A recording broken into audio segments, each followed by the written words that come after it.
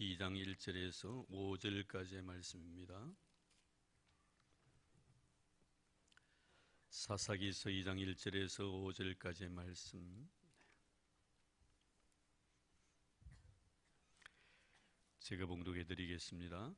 여호와의 사자가 길갈에서부터 보기므로 올라와 말하되, 내가 너희를 애굽에서 올라오게 하여 내가 너희의 조상들에게 맹세한 땅으로 들어가게 하였으며, 또 내가 이루기를 내가 너희와 함께하는 언약을 영원히 어기지 아니하리니 너희는 이 땅의 주민과 언약을 맺지 말며 그들의 제단을 헐라하였거늘 너희가 내 목소리를 듣지 아니하였으니 어찌하여 그리하였느냐. 그러므로 내가 또 말하기를 내가 그들을 너희 앞에서 쫓아내지 아니하리니 그들이 너희 옆구리에 가시가 될 것이며 그들의 신들이 너희에게 올무가 되리라 하였노라. 여호와의 사자가 이스라엘 모든 자손에게 이 말씀을 이르매 백성이 소리를 높여 운지라. 그러므로 그곳을 이름하여 보김이라 하고 그들이 거기서 여호와께 제사를 드렸더라. 아멘.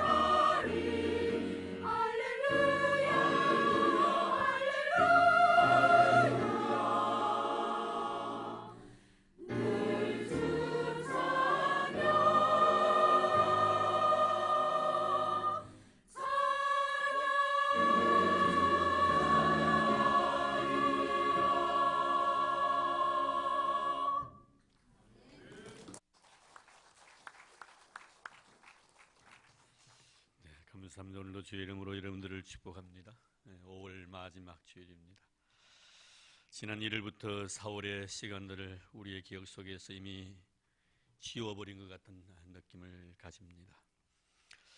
아니, 5월도 우리의 내리에서 멀어져 버린 그런 느낌입니다. 그래서 그런지 우리의 인생은 망각의 동물 아닌가 하는 생각을 가져봅니다. 교회 벽면에 붙여놓은 세월호 참사에 대해 아픔을 같이 하겠다는 문구도 총에서 5월까지만 붙여놓으라는 짓입니다. 이 5월이 지나면은 서서히 우리 민족의 눈에서 흐르던 눈물 자국도 세월과 함께 희석되어 가겠지요. 아마 우리의 신앙도 그러한 것 같습니다. 하나님께서 잊으라고 하신 것은 잊지 않고 기억하고 있고, 하나님께서 잊지 말라고 하신 것은 잊고 사는 우리가 아닌가 하는 그런 생각을 해봅니다. 저는 가끔 누가복음 15장에 나오는 탕자에 대한 말씀을 묵상하면서 탕자가 집으로 돌아온 후 아버지의 그에 대한 사랑을 확인시켜 주지요. 그리고 그를 위해 잔치하면서 잃어버린 아들이 다시 돌아온 그 기쁨을 온 이웃들과 나누면서 막을 내립니다. 그 후에 탕자는 어떻게 되었을까 하는 그런 궁금증, 과거에도 있었고 지금도 그런 궁금증을 저는 지금도 가지고 있습니다. 돌아온 아들에게 아버지는 아무것도 요구하지 않습니다. 그는 지금 어떻게 살고 있을까? 아버지 은혜를 망각하고 과거의 그의 모습으로 돌아갔을까? 아니면 정말 새 사람이 되어서 아버지 은혜에 감격해 하면서 기쁨으로 자신의 주어진 시간에 충실하고 있을까? 상당히 궁금합니다. 그 탕자의 삶이 바로 저의 현재이며 또한 여러분들의 현재에 살아가고 있는 우리의 모습들이기 때문에 그러합니다. 우리는 오늘 은혜를 망각하고 살아가고자 하는 이스라엘의 모습을 본문을 통해서 봅니다. 그리고 그 은혜를 다시 회복시키시기를 원하시는 하나님의 이스라엘에 대한 다시 한 번의 사랑을 본문에서 발견하게 됩니다. 그들은 계속해서 복임에 머물기를 원합니다. 하지만 하나님께서는 길갈에서 복임으로 올라와서 그들에게 다시 길갈로 내려가자라고 요구하고 있는 듯한 모습을 본문에서 발견합니다. 먼저 오늘 본 말씀 1, 2절 말씀을 보겠습니다. 여호와의 사자가 길갈에서부터 복임으로 올라와 말하되 내가 너희를 애굽에서 올라오게 하여 내가 너희의 조상들에게 맹세한 땅으로 들어가게 하였으며 또 내가 이르기를 내가 너희와 함께한 언약을 영원히 어기지 아니하리니 너희는 이 땅의 주민과 언약을 맺지 말며 그들의 제단들을 헐라하였거늘 너희가 내 목소리를 듣지 아니하였으니 어찌 그리하였느냐. 여기서 하나님은 길갈에서 복임으로 친히 왕림하신 이유를 설명을 하고 계십니다. 하나님은 이스라엘과 길갈에서 약속하신 말씀이 있었고 그리고 그 언약의 말씀과 더불어 그들에게 요구하신 명령이 있었습니다. 그런데 하나님은 신실하게 그들과 맺었던 아름다운 언약, 약속에 대해서 지키셨는데 그들은 왜 하나님께서 그에게 명하신 명령을 어겼느냐고 하나님 지금 말씀을 통하여 책망하십니다. 이 사실을 그들에게 상기시키시기 위하여 하나님께서 사자를 길갈에서 복임으로 보내었다라고 말씀합니다. 그럼 그들에게 하나님께서 명하신 내용은 뭡니까? 2절 말씀 그대로입니다. 왜 그들은 하나님의 명령을 저버리고 가나안에 있던 자들을 쫓아내지 아니하고 그들과 함께 언약을 맺었는가? 그 이후의 말씀 19절 말씀에 보면은 그들은 철 연장을 가지고 있었기 때문이라고 변명 아닌 변명을 합니다. 쉽게 말씀드리면 우리는 철 연장이 없는데 그들은 철 연장을 가지고 있기 때문에 그들과 싸워서 성산이 없다는 것이지. 그래서 그들과 함께 손을 잡았다는 것입니다. 하지만 그것은 하나의 핑계에 불과합니다. 그들이 가나안 족속을 하나님의 말씀대로 쫓아내지 못한 이유는 바로 그들의 개인의 유익을 위해서 가나안 사람들의 노동력이 필요했기 때문이었습니다. 1장 28절과 35절 말씀에 그에 대한 말씀을 분명히 하나님은 밝히시고 있습니다. 성경이 이들의 잘못을 지적한 것은 그들이 가나안 사람을 쫓아내지 못한 것은 그들의 능력의 문제가 아니라는 것. 상대방은 천일연장을 가지고 있었고 우리는 나무를 가지고 있었기 때문이 아니라는 것입니다. 능력의 부재 때문이 아니라는 겁니다. 그것은 그들의 신앙의 문제이며 말씀에 대한 순종의 자세에 있었다는 것입니다. 지금 언제 그들이 자신의 능력으로 적 앞에서 큰 소리를 쳤습니까? 언제 그들이 적들을 물리친 것은 강력한 세상적인 에너지를 그들이 가지고 있었기 때문이었습니까? 지금까지 출애굽을 해서 가나안 지금 땅까지 들어왔습니다. 여기까지 모든 삶은 다 하나님의 놀란 능력이었습니다. 그 능력이란 것은 말씀에 대한 순종이었죠. 말씀에 의지하여 믿고 순종하니까 하나님께서 그들을 대신해서 싸워주셔서 승리하고 이곳까지 온 것입니다. 그래서 지금 하나님은 하나님의 사자를 보내서 하시는 말씀이 너희가 내 목소리를 듣지 아니하였으니 어찌 그리 하였느냐라고 주님 책망하십니다. 자, 그럼 우리는 지금 이스라엘이 머물고 있는 이 복임에 대해서 한번 생각해 볼 필요가 있을 것입니다. 복임은 하나님의 은혜를 망각하고 계속해서 머물고 싶어하는 인간의 본능이 숨쉬는 곳, 이곳이 바로 복임입니다. 내 멋대로 살고 싶은 곳, 아무에게도 간섭받지 않고 내가 하고 싶은 대로 할 수 있는 나만을 위한 공간, 그것이 바로 복임입니다. 사랑하는 성도 여러분, 나에게 아무도 간섭받지 아니하고 나만이 마음대로 행동하고 생각할 수 있는 공간과 시간이 주어졌을 때 여러분들은 그 시간 속에 무엇을 생각하며 그 공간 안에서 무엇을 계획하십니까? 내 혼자 있을 그 시간에 말입니다. 우리가 자신의 경건성을 테스트해 보기 위해서라면은 혼자 있을 때 내가 무슨 생각을 하며 아무도 간섭받지 않는 그 공간 속에 내가 어떤 행동을 하는가 하는 것을 보면 내 경건성을 짐작할 수가 있습니다. 지금 이스라엘이 복임에서 길갈에서 올라오신 하나님께 책망을 받고 있습니다. 이 복임은 아담이 자신의 벌거벗은 모습을 감추기 위해서 숨은 나무 사이일 수도 있을 것입니다. 아니면 이스라엘의 칼을 피하여 하나님 앞에서 죽기를 구했던 엘리야가 머물렀던 로뎀 나무 아래일 수도 있을 것입니다. 아니면 풍랑이는 바다 위에서 하나님의 눈을 피해서 눈을 감고 자는 채 하면서 피해 있는 요나의 배 밑창이 될 수 있을 것입니다. 아니면 예수님의 십자가를 피해서 추위를 녹이기 위하여 어린 여자아이가 불을 피워놓고 손을 녹이고 있었던 베드로가 머물렀던 그 자리가 될 수도 있을 것입니다. 그것이 바로 복임일 수도 있습니다. 내 하나의 편리를 위해서라면 받은 은혜를 무참히 짓밟아 버렸던 배신의 자리, 그것이 바로 오늘 이스라엘이 거하고 있는 복임입니다. 사랑하는 성도 여러분, 여러분은 지금 이 자리에 머물러 있지는 아니한지 내 자신을 한번 되돌아보시기를 바랍니다. 나의 편리를 위해서라면, 나의 안위를 위해서라면, 내 자신의 유익을 위해서라면 어떤 상황 속에서라도 하나님을 버릴 수가 있고 예배의 자리를 박차고 뛰어나갈 수도 있는 그 자리, 십자가의 은혜를 무참히 짓밟아버리고 그 자리에 나와의 어이나 공로를 세우려고 하는 그런 모습은 내 자신이 갖고 있지는 않는지, 지금 하나님은 길갈에서 이 복임까지 와서 이들을 책망하십니다. 그 책망의 소리를 듣고 그들은 울었다고 성경은 말씀합니다. 그럼 왜 그들이 하나님의 책망의 말씀을 듣고 울었을까요? 3절 말씀에 자세히 기록이 두어져 있습니다.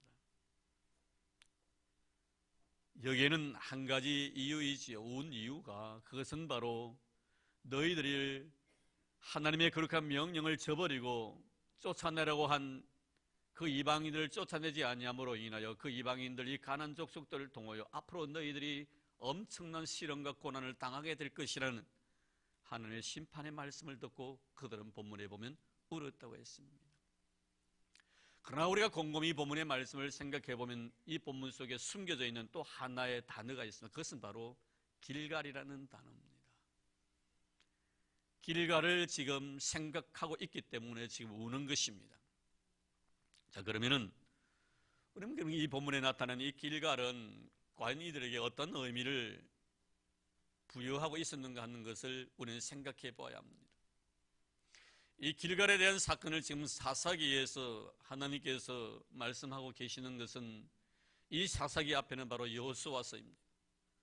여호수아서에서 분명히 길갈의 사건이 있었습니다. 그 길갈의 사건은 이스라엘 백성들이 지금 이 사사기 속에 있는 이스라엘 백성들이 가나안 땅에 들어오기 이전에부터 가나안 땅을 밟고 난 이후까지의 사건이 여호수아서에 잘 기록이 되어져 있습니다. 우리는 이 길갈에 대한 내용을 갖다 이해하기 위해서는 여호수아서 4장과 5장의 말씀을 우리가 깊이 묵상해 볼 필요가 있습니다. 여기에 보면 먼저 이스라엘은 여호수아를 필두로 해서 하나님께 약속하신 가나안을 향하여 진군하면서 제일 먼저 첫 관문이었던 요단강을 하나님의 은혜로 건너가게 됩니다. 하나님의 은혜로 인해 요단강을 건너고 난 뒤에 여호수아는 12지파의 대표되는 사람들 한 사람씩 선정을 해서 요단강 안에 있던 돌을 가져오게 합니다. 그리고 그 돌을 길갈에다가 세웁니다. 그런데 여호수아는 이 기념비를 세우는 목적을 분명히 여호수아서에서 밝힙니다. 여호수아서 4장 24절 말씀에 보면은 이는 땅의 모든 백성에게 여호와의 손이 강하신 것을 알게 하며 너희가 너희의 하나님 여호와를 항상 경외하게 하려 하심이라. 이 기념비를 세우는 목적은 먼저 이 땅의 모든 백성으로 하여금 여호와의 손이 강하심을 알게 하기 위함이다. 그것은 바로 위대하신 하나님의 능력을 찬양하게 하기 위해서 이 돌을 여기에 기념비로 세운다고 말씀합니다. 우리 성경에 보면 아무리 믿음의 사람이 위대한 일을 했다 할지라도 그 사람을 위해서 기념비를 세우라고 지시한 적이 없습니다. 심지어 하나님은 하나님과 직접 대면했던 모세 시체를 갖다가 어디에 두었는지 알지 못하게 만들어 버리셨습니다. 그래서 그런지 우리 장로교회 창시자인 요한 칼빈의 무덤도 지금 모릅니다. 그가 마지막 제자들에게 유언을 그렇게 했기 때문입니다. 내 무덤을 만들지 말라고. 저는 가보지 못했습니다만 가묘를 만들어 놓았다고 합니다. 거기에 요한 칼빈의 시체는 없는 것입니다.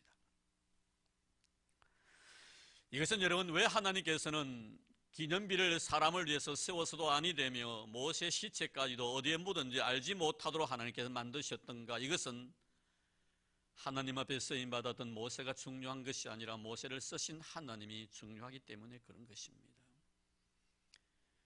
우리는 가끔 세상 생활에 나가면서 여전히 내가 하나님 앞에 쓰임받고 있는 것도 참으로 중요한 일이지만 나를 쓰신 하나님에 대해서 얼마나 우리가 인식하며 신앙생활하고 있는 중요한 것은 바로 그겁니다.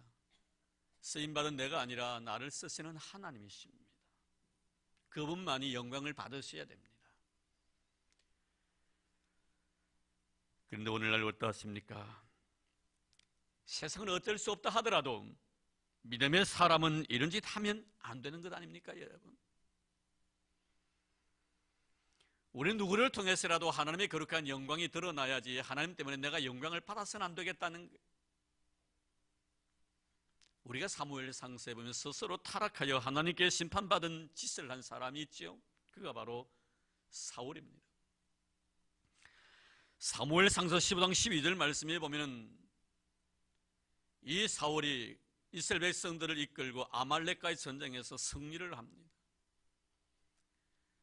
승리하기 이전에 싸움을 시작하기 이전에 하나님께서 이미 아말렉을 심판하시겠다고 말씀을 하셨죠. 왜 심판하시는가? 그것은 이스라엘 백성들이 출애굽을 해서 광야 생활할 때 이 아말렉이 이스라엘 백성들을 굉장히 괴롭혔습니다.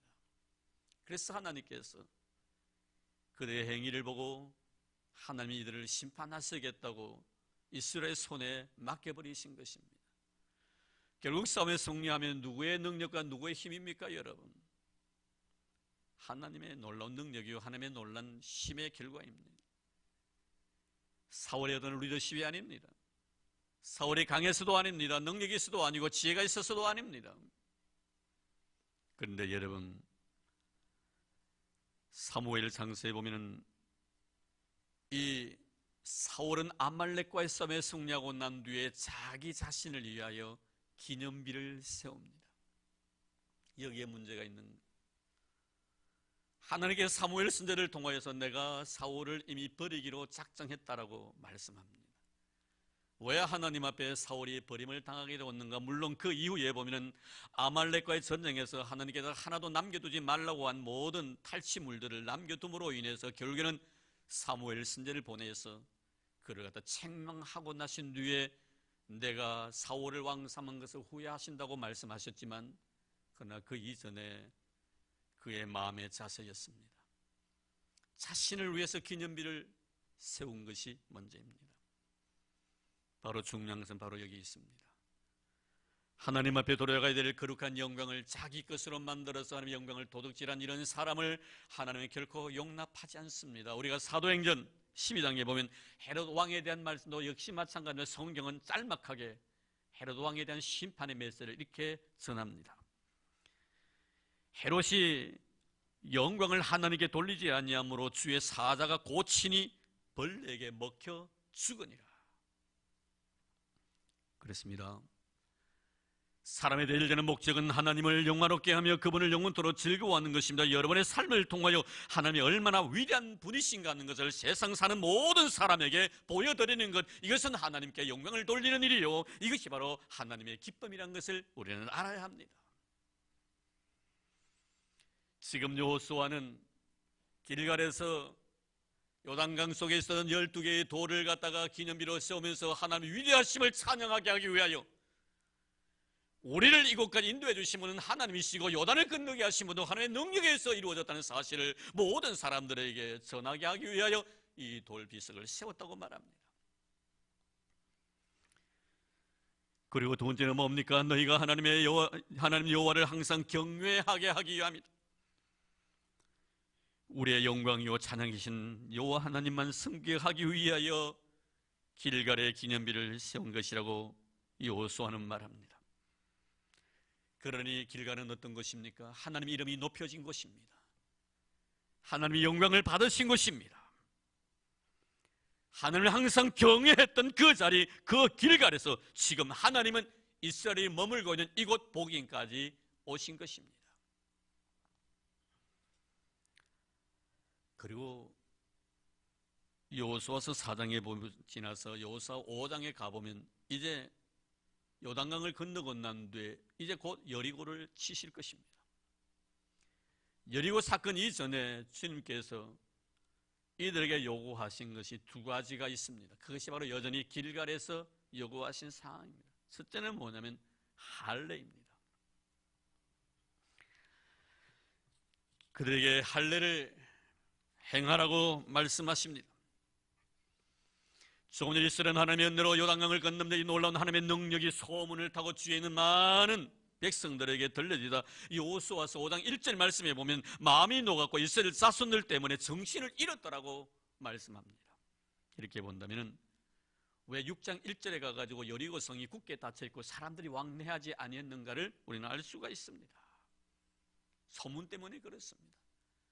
하나님의 위대하심이 이스라엘 백성들과 함께 하시고 그 위대하심이 모든 사건 앞에서 이스라엘로 하여금 굳건하게 서게 만든 원동력이라는 것을 모든 사람들이 알고 있었기 때문에 여리고 사람들이 두려워했던 것입니다. 우리가 시간적인 의미에서 보면은 지금이 앞에 놓여 있는 여리고성을 치기에 최적기입니다. 지금 이스라엘 백성들은 어떻습니까? 요단강을 건너고 난 뒤에 사기가 충전되어 있습니다.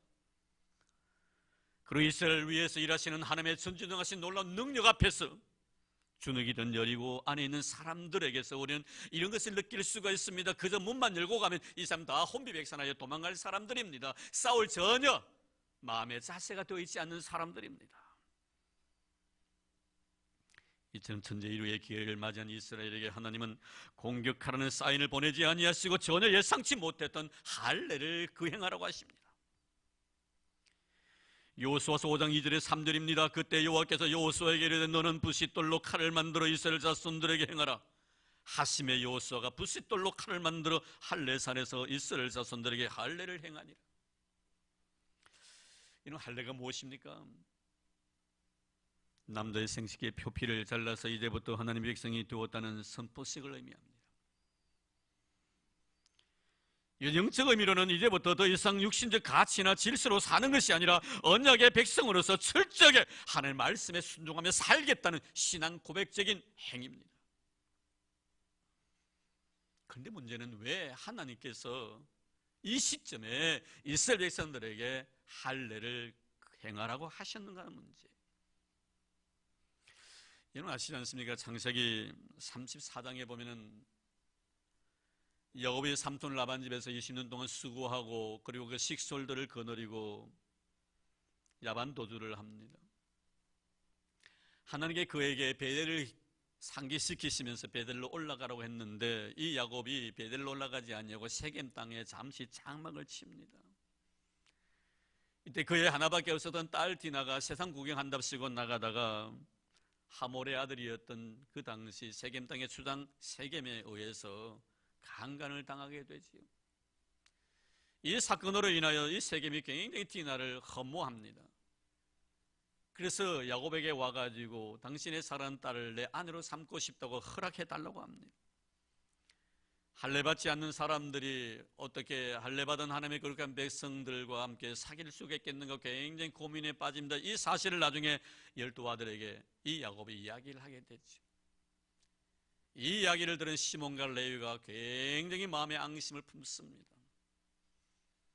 적대 감정을 가지고 죽이겠다고 마음으로 작정하는 거예요. 그래서 아주 좋지 못한 장깨를 내죠. 그것이 바로 할례였습니다. 우리는 할례받은 백성, 하나님의 백성이기 때문에 당신들 나라의 모든 남자들이 할례를 받아야만이 사랑하는 동생, 사랑하는 내 딸을 주겠다는 그런 약조입니다. 이 세겜이 디나를 너무 허무했기 때문에 하겠다고 허락을 합니다. 그래서 할례를 다 받게 합니다. 그런데 할례를 받고 난 뒤에 사흘이 지나고 난 뒤에 성경은 3일째가 되는 날에 이 시몬과 레위가 칼을 차고 결국에는 그 세겜족 속에 있는 남자들 다 죽여버립니다. 죽어가면서도 저항할 수 없었던 이유가 무엇입니까, 여러분? 너무 고통스러웠기 때문에 그런 거예요. 고통스러웠기 때문에. 지금의 의술이 발달해서 그 고통 자체를 감할 수 있지만 당신은 그렇지 못했습니다. 지금 곁에 있는 형제들이 죽어가고 있는데도 전혀 저항할 수 없었던 것은 너무 고통이 심했기 때문에. 그런데 지금 하나님께서 이스라엘 백성들 앞에서 여리고성 앞에서 이스라엘 백성들에게 남자들에게 할례를 행하라고 하십니다. 근데 본문 말씀에서 여호수아는 하나님 말씀에 그대로 순종하여 남자에게 할례를 행합니다. 그것도 부싯돌로 사람의 신체 일부를 도려냈다는 것입니다. 왜 하나님이 이렇게 하셨는가? 지금 가나안 들어왔습니다. 이제 완전히 가나안을 다 정복한 것은 아니지만 이제 출발입니다. 요단강을 건너왔기 때문에 출발입니다. 이 출발 시점에서 이제 여리고성을 점령해야 되겠는데 그 여리고성 앞에서 할례를 하나님께 행하라고 하신 이유는 무엇인가? 하나님의 목적은 뭡니까? 이스라엘 백성들을 가나안으로 인도하시는 것입니다. 그 가나안 복지. 근데 하나님 이곳에서 지금 할례를 행하라 하신 것은 가나안은 너희들의 의나 너희들의 공로나 너희들의 노력이나 너희 능력에 의해서 주어지는 것이 아니라 철저한 하나님의 은혜의 선물이라는 것을 일깨워 주기 위한 의도가 이 속에 있다는 것을 우리는 깨닫게 됩니다. 만약에 그들의 힘에 의해서 가난이 주어진다면 할례를 받게 하실 필요가 없습니다. 싸우고 난 뒤에 승리하고 난 뒤에라도 해도 시간적인 여유가 있습니다. 그런데 하나님께서 아주 가장 채석기에 서로의 잔서, 이는 평생 이런 기회가 주어지지 아니할 천재 일후의 이 기회 속에서 하나님께 그들에게 할례를 행하라는 거예요. 그래서 여러분, 우리에게도 주실 영원한 천국도 우리의 노력이나 내 능력에 의해 주어지는 것이 아니라 절대적인 하나님의 은혜로 주어지는 것임을 우리는 믿고 있습니다. 돈으로도 못 가고 힘으로도 못 가고 오직 믿음으로 가는 나라가 하나님의 나라라는 것을 우리는 믿고 있습니다. 믿습니까? 그런데 이스라엘이 할례를 받았을 때 하나님께서 하신 말씀은 여호와께서 여호수아에게 이르시되 내가 오늘 애굽의 수치를 너에게 떠나게 하였다 하였으므로 그곳 이름을 오늘까지 길갈이라 하였네. 애굽의 수치가 떠났다는, 왜 여기서 이제서야 하나님께서 이 길갈에서 할례를 이스라엘 백성들로 하여금 받게 하시고 나신 뒤에 애굽의 수치가 떠났다고 말씀하시는가? 이것은 엄밀히 말하면은 할례 받기 이전에는 하나님의 백성이 아니란, 여전히 애국 사상이 그 속에 물들어 있다는 거예요. 애국의 가치관이 그 속에 있다는 것입니다. 이제 할례를 받고 난 뒤에야 애국의 모든 가치관들 다 버리게 만들고 떠나게 만들고 굴러가게 만들고 애국에 가지고 있던 모든 인간의 욕심들을 다 버리게 만들고, 그리고 난 뒤에야 이제 참 하나님의 백성이 된다는 사실을 일깨워 주기 위해서 하나님께서 여호수아에게 애굽의 수치가 너에게서 떠나게 될 것이다 이렇게 말씀합니다. 그렇습니다. 여러분, 우리가 믿음으로 사는 성도들이 하늘나라의 가치관으로 살아가지 않냐면 그것은 수치스러운 일이에요. 수치스러운 일이에요. 가난해서 수치가 아닙니다. 내가 병이 들어서 수치가 아닙니다. 내 머릿속에 들어있는 가치관이 세상적일 때 그것이 바로 크리스찬의 수치라는 거예요. 지금 하나님께서 길갈에서 이 복음까지 오신 이유가 무엇입니까? 세상적인 가치관과 세상적인 욕망이 너희들로 하여금 가난의 참 복을 빼앗아가니까 그 모든 것을 이제 길갈에서처럼 다 벗어버려요. 세상적인 가치관을 가지고 살아가면 하나님께 주시고자 원하시는 참 복의 가치를 느낄 수가 없다는, 세상적인 가치가 적으면 적을수록 하나님의 복이 더 크게 나에게 임한다는 걸 우리는 잘 알고 있습니다. 내 마음속에 세상의 가치가 많으면 많을수록 하나님이 나에게 주신 복의 그 가치를 내가 누리지 못하고 산다는, 그래서 주님께서 제자에게 뭐라고 말씀하십니까? 나를 따른 자는 자기 자신을 부인하고 자기 십자가를 지고 나를 따르라고 말씀합니다. 좁은 길을 걸어가라고 요구합니다. 여러분, 정말 하나님의 그 놀라운 축복, 하늘나라의 축복을 우리가 마음껏 만끽하기 위해서는 세상의 가치관을 버릴 때 그게 하나님의 놀라운 은혜가 임하고 하나님의 축복이 내 마음속에 흘러넘치게 된다는 것을 말씀해 주기 위함입니다. 지금 하나님께서 사자를 길갈에서 복임까지 보내신 이유가 바로 이것이었습니다. 복임에서 네 개인의 편리와 평안을 위해서 하나님의 거룩한 은혜를 짓밟아 버린다면 결코 너희들은 가난의 참 복을 누릴 수가 없다는. 사랑하는 성도 여러분, 우리는 길갈의 그 아름다운 영적인 은혜를 누렸으면서도 다시 복임에서 길갈의 그 감격을 소멸시키고 있는 우리들은 아닌지, 지금 하나님께 길갈에서 복임으로 저와 여러분들을 위해서 친히 왕림하셔서 나의 힘이나 내 노력에 의해서가 아니라 살아계신 하나님의 놀란 그 능력으로 지금까지 살아왔고 또한 하나님의 은혜로 나의 삶이 이토록 놀란 복을 받았다는 사실을 열방에 나타내라고 주님께서 이곳까지 왕림하신 것입니다. 이제 우리의 가치관은 어떻습니까? 세상에서의 첫날보다 하나님의 전에 있는 하루가 낫고 악인의 장막의 거함보다 내 하나님 문지기로 있는 것이 좋다고 고백했던 한 시인의 고백이 나의 신앙의 가치가 되어야 됩니다. 주일날 주님 앞에 나와서 예배 드리는 것이 그렇게 힘들어서는 안 됩니다. 예배드린 한 시간에 내 자신의 생각들을 산만하게 만들어서는 안 됩니다. 그렇게 하나님 앞에 예배 드리는 일이 가치 없는 일입니까, 여러분? 주일날 예배 드리는 시간에 저희들이 그 목회학을 배워주셨던 곽선희 목사님 같은 소망교회는 주일날 새벽 기도를 드리지 않습니다. 왜 새벽 기도를 드리지 않느냐는 그 이유는 뭐냐면 두 가지입니다. 하나는 내가 평생 동안 새벽 기도 한 번도 빠지지 아니했던 늘 하나님 앞에 기도했다는 그런 자랑을 없애하기 위해서, 또 하나는 뭐냐면 예배 시간에 졸음을 방지하기 위해서. 여러분, 이 한 시간이 그렇게 우리가 가치로 생각할 때 그렇게 여러분 가치를 갖다가 평가처럼 합니까? 하나님의 전에서의 하루가 세상의 첫날보다 낫고요, 하나님 앞에 예배드리기 한 시간이요 세상의 1000시간 만시간보다 더 아름답다는 걸 우리 이 마음속에 인정해야 합니다. 그래야만이 우리가 천국의 소중함을 우리가 얻게 될 수가 있기 때문입니다. 그리고 이들은 이 길갈에서 이제 할례를 행하고 여리고를 점령하기 전에 마지막으로 취한 행동은 바로 유월절을 지킵니다. 참 여러분, 하나님 하시는 말 이를 보십시오. 그것이 바로 여호수아서 5장 10절에 12절까지 나와 있습니다. 여기서 유월절을 지킨다는 게 왜 이렇게까지 중요하냐면은, 그래 민수기에 출애굽하고 난 뒤에 시내산에서 하나님의 거룩한 말씀을 듣고 난 뒤에 유월절을 지켰습니다. 그리고 그건 엄청난 세월, 그건 40년 동안이나 한 번도 유월절을 지키지 못했는데, 오늘에서야 이 길갈에서 여리고성 앞에서 요단강을 건너고 난 뒤에 하나님 앞에 두 번째로 유월절을 지키는 일이었기 때문에 그만큼 중요한 것이었습니다. 결국 유월절을 지켰다는, 여러분 잘 아시다시피 유월절은 뭡니까? 구원에 대한 확신을 우리에게 심어주는 것 아닙니까? 패스오버, 넘어갔다는 것입니다. 저주가 다 넘어가고 우리에게 구원이 임했다는 의미가 바로 유월절입니다. 그런데 중요한 것은 뭡니까 여러분? 완성되지 아니한 것을 지금 주님께서 이미 완성시키셨다는 의미예요. 가나안을 완전하게 점령한 것 아닙니다. 이제 한 발을 이제 내디딘 거예요. 근데 유월절을 지키라는 겁니다. 무슨 뜻입니까 여러분? 앞으로 완벽하게 모든 것들이 완전하게 주어지지 아니했지만 그것이 이미 주어졌다는 것을 그들이 인식시켜 주기 위함인 것입니다. 참 놀라운 하나님의 은혜입니다. 이스라엘과 가나안의 싸움이 아니라 하나님과 가나안의 싸움이라는 거예요.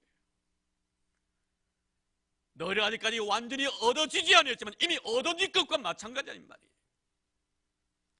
여러분 그렇지 않습니까? 우리의 천국도 마찬가지입니다. 완성되어지지 아니했지만 우리에게 이미 하나님의 천국을 이미 보장하셨습니다. 그래서 주님이 이렇게 말씀하십니다. 요한복음 14장 1절 이하에 보면 너희는 마음에 근심하지 말라. 하나님을 믿으니 나를 믿어라. 내 아버지 집에 거할 곳이 많도다. 그렇지 않으면 너희에게 일렀으랴. 내가 너희를 위하여 거처를 예비하러 가노니 가서 너희를 위하여 거처를 예비하면 내가 다시 와서 너희를 내게로 영접하여 나 있는 곳에 너희도 있게 하리라. 이제 그들은 길갈에서 복임까지 오셔서 약속의 말씀을 저버린 그들을 책망하실 때 그들은 눈물을 흘리면서 하나님 앞에 제사를 드렸다고 말씀합니다. 잃어버린 놀라운 축복을 회복할 수 있는 길은 바로 이 두 길입니다. 왜 잃어버렸습니까 여러분? 내가 하나님이 원하지 않는 일, 즉 죄를 범했기 때문에 잃어버린 것입니다. 그 잃어버린 것을 회복할 수 있는 유일한 길은 하나님 앞에 눈물로서 기도하는 회개입니다. 그래서 오늘은 복음이라는 것은 눈물이라는 의미예요. 그리고 난 뒤에 뭐합니까? 그들은 제사를 드립니다. 용서받을 수 없는 나에게 용서 베푸신 하나님은 내가 너무나 고마웠어.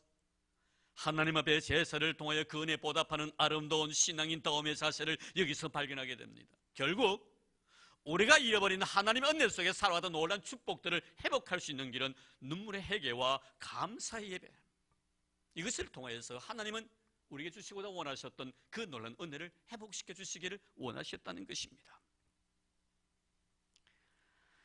그렇습니다. 길갈에 있어야 할 우리가 복음에 있었음에 대해서 우리는 회개해야 할 것입니다. 그리고 그러한 우리를 용서하신 하나님의 은혜를 생각하며 예비할 때 잃어버린 하나님의 축복을 우리에게 허락해 주실 것입니다. 사랑하는 성도 여러분, 길갈에서 복임으로 우리 하나님께서 친히 오신 이유가 무엇입니까? 그것은 복임에 머물지 말고 길갈로 다시 내려오라는 음성을 그들에게 들려주기 위함인 것입니다. 물론 성경에는 하나님의 사자가 복일에서 길갈에서 복임으로 왔다고 했지만 저는 오늘 그래서 성경 말씀의 제목을 복임에서 길갈로 반대로 했었습니다. 왜 하나님께 길갈에서 복임으로 오셨던가? 그것은 이스라엘 백성들로 하여금 복임에서 다시 길갈로 가게 하기 위해서 잃어버린 놀라운 축복을 회복시켜 주시기 위한 의도가 이 속에 있었던 것입니다. 하나님께서 이스라엘 백성들에게 복임에 머물러 있는 이스라엘 백성들에게 길갈로 가라고 요구하십니다. 복임에서 울고 있는 이스라엘에게 길갈로 가라고 하십니다. 이 시간 우리에게 주신 귀한 음성인 줄로 믿습니다.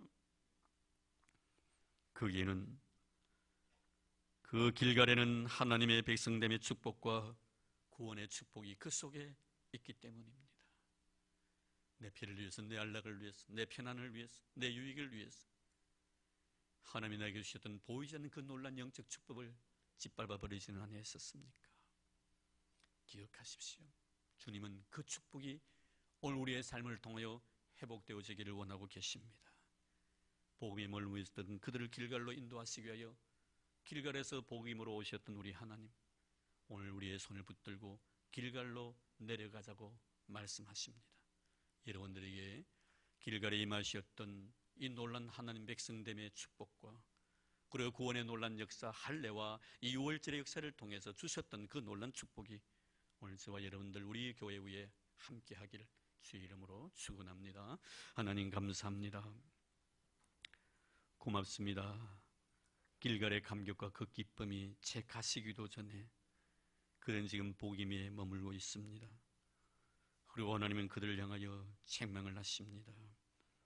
하나님은 신실하게 언약을 실현해 옮겼건만 그는 하나님의 약속의 말씀을 저버렸노라고, 그리고 그 죄가 너희들을 괴롭힐 것이라고 그 말씀을 듣고 그들은 눈물을 흘리며 하나님 앞에 예배를 드렸다고 했었습니다. 그들은 하나님의 거룩한 책망 속에서 길갈을 생각했기 때문이었습니다. 이 시간 하나님, 혹시나 우리가 길갈의 그 놀란 축복들을 뒤로 멀리하고 복임의 자리에 머물러 있는 우리들은 아닙니까? 주님 친히 찾아오셔서 말씀을 통해 오늘도 우리에게 권하십니다. 다시 길갈로 내려가라고. 주여, 우리에게 이 귀한 축복의 말씀은 잃어버린 축복을 회복시켜주기 위한 하나님의 거룩한 우리를 향한 사랑의 의도입니다. 이 음성을 거부하지 않게 하여 주옵소서. 그리고 길갈에 주셨던 그 놀란 축복을 받아 이 세상 사는 날 동안 마음껏 향유하다가 저 천국에서 주님의 놀란 영광을 보게 하여 주옵소서. 이제 헌금을 위해 기도드립니다. 하나님 아버지, 귀한 예물 믿음으로 주님 앞에 바칩니다. 주님께서 우리에게 이 믿음 보시고 기뻐 받아주실 것을 생각하면서 감사를 드립니다. 드릴 수 있는 해 주셔서 너무 고맙습니다. 바칠 수 있는 그런 마음을 허락해 주셔서 너무나 감사드립니다. 오 자비로우신 아버지 하나님, 이 시간에 이 자리에 우리에게 임하여 주셨어요. 하나님, 우리의 드림 속에 기쁨 있게 하시고 바침 속에 감사가 넘치는 이 거룩한 헌신을 마음껏 받아주시고 두 손 들어 축복해 주시기를 원합니다. 10의 1조를 드렸습니다. 감사 예물을 드렸습니다. 작은 자를 위하여 또 그 노인을 위하여 미랄의 헌금도 성교 예물도 하나님 앞에 아낌없이 쏟아부었습니다. 교회 건축을 위하여 귀한 예물까지 바쳤습니다. 하나님 아버지, 들어가도 복을 받고 나가도 복을 받는 저들 되게 하옵소서. 저의 삶의 지경이 더 넓어지는 역사가 있도록 축복해 주옵소서. 특별히 하나님 꽃으로 수놓았습니다. 주신 귀한 선물들을 생각하며 부모됨에 대한 고마움과 감사함으로 또 그들이 나의 자녀됨에 대한 고마움이 가슴에 벅차 꽃으로 수놓았사오니 우리 하나님 아버지, 저희의 마음의 중심을 기억하시고 받아주시기를 원합니다. 저희 삶이 주님 생애 속에 윤택과 기름짐이 흘러넘치게 도와주시고 꽃처럼 향기롭게 하여 주옵소서. 모든 사람에게 덕과 유익을 끼칠 수 있는 복의 통로로 아름답게 쓰임받는 그들의 생애가 되도록 도와주시고 가정 위에 성령 충만함의 은혜 역사와 모든 삶과 그리고 직장 위에 주의 여호와 이레의 놀란 축복들이 있도록 은총을 더하여 주옵소서. 고이 자라나게 해주심을 감사드리오며 앞으로 여린 생명들 하나님 앞에 귀하게 쓰임받는 역사가 있도록 축복하옵소서. 구임살이 없이 깨끗한 영혼으로 하나님 앞에 들어지도록 도와주시기를 원합니다. 세상의 것으로 인하여 때묻지 않는 순결한 영혼들 되게 하시고 세속적인 것으로 인하여 그 영혼들이 오염되지 아니하도록 아름답고 깨끗한 심령을 간직한 이들 되어서 깨끗한 그릇으로 하나님 앞에 크게 쓰임받을 수 있도록 축복해 주시기를 원합니다. 고맙습니다. 하나님 감사합니다. 우리 교회와 우리 성도들 사랑해 주셨소. 늘 죄 은혜 잊지 아니하고 그 은혜 감격해하며 살아갈 수 있는 거룩한 생애가 되도록 축복해 주옵소서. 들을 수 있는 주신 것 감사합니다. 바칠 수 있는 믿음 주신 것 너무나 감사드립니다. 우리에게 들을 수 있는 믿음과 바칠 수 있는 주신 예수님 이름으로 기도드리옵나이다. 아멘.